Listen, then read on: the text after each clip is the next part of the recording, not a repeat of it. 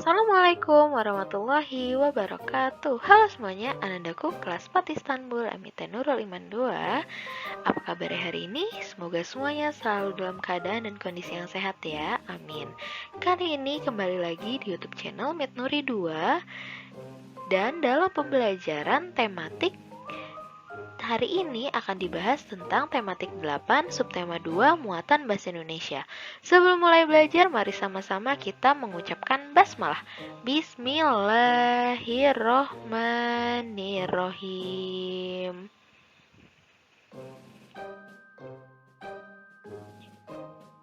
Yang pertama kali akan dibahas yaitu tentang menjelaskan tokoh protagonis dan antagonis dalam cerita fiksi.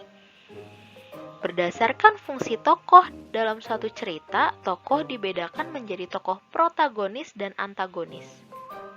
Tokoh protagonis adalah tokoh utama dalam suatu cerita, yaitu tokoh yang memiliki sifat baik, sedangkan tokoh antagonis adalah tokoh yang menjadi penentang tokoh utama. Nah, tokoh antagonis ini yang memiliki sifat tidak baik. Adapun tokoh antagonis memiliki karakter yang bertentangan dengan tokoh protagonis. Tokoh antagonis disebut juga tokoh lawan protagonis. Selanjutnya menuliskan tokoh dan sifatnya pada teks fiksi. Untuk mengetahui sifat tokoh, kamu perlu membaca cerita teks fiksi tersebut secara berulang-ulang dan memahami jalan ceritanya. Selain itu, kamu dapat mengetahuinya dengan menjawab pertanyaan yang berkaitan dengan watak tokoh tersebut.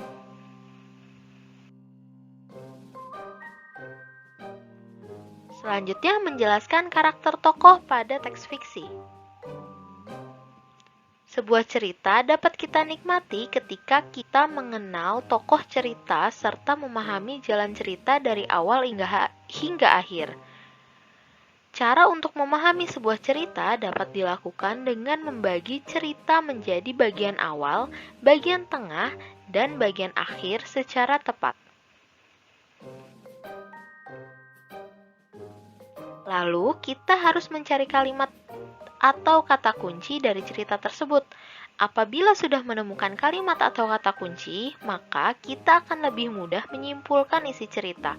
Cerita dengan tokoh tunggal lebih mudah dipahami isinya karena kita hanya fokus pada jalannya cerita tanpa harus mengingat banyak tokoh.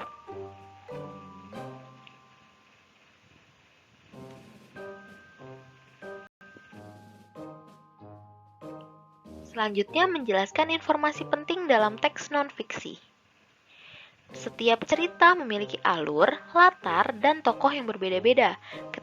Ketiga hal tersebut membuat cerita menjadi enak dibaca. Alur cerita mempengaruhi panjang pendeknya sebuah cerita. Latar menggambarkan lokasi dan waktu cerita tersebut.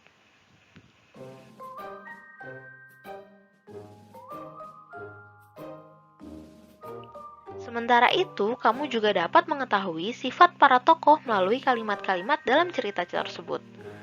Selain cerita fiksi, cerita rakyat juga memiliki tokoh. Cerita rakyat biasa disebut legenda.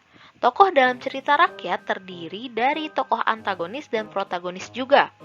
Kamu dapat mengetahui nama dan sifat para tokoh setelah membaca cerita dengan saksama.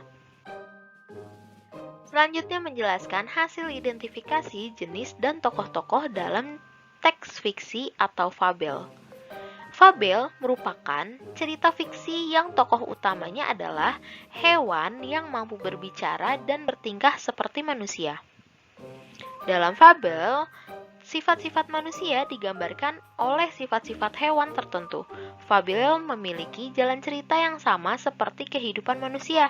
Beberapa hewan dipilih untuk memiliki sifat tertentu.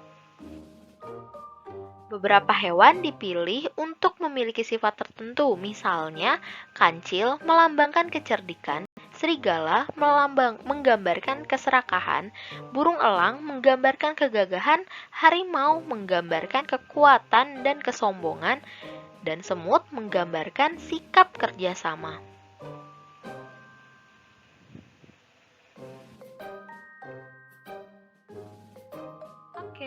Selanjutnya ada tugas. Tugasnya yaitu mengerjakan soal. Ayo berlatih menjawab soal sesuai dengan teks kelinci dan kambing di Bu Pena 4D halaman 53. Silakan dikerjakan, dibaca soalnya, lalu langsung dijawab di link yang sudah Budia berikan nanti. Jadi kalian gak usah nulis tangan lagi, langsung aja diisi di linknya. Kalau ada yang masih bingung atau masih ada yang ingin ditanyakan, silakan langsung japri Budia seperti biasa.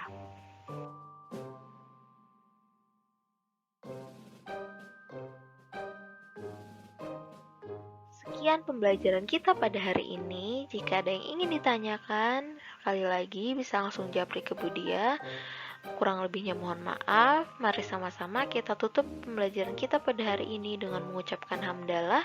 Alhamdulillahirrabbilalamin. Wassalamualaikum warahmatullahi wabarakatuh.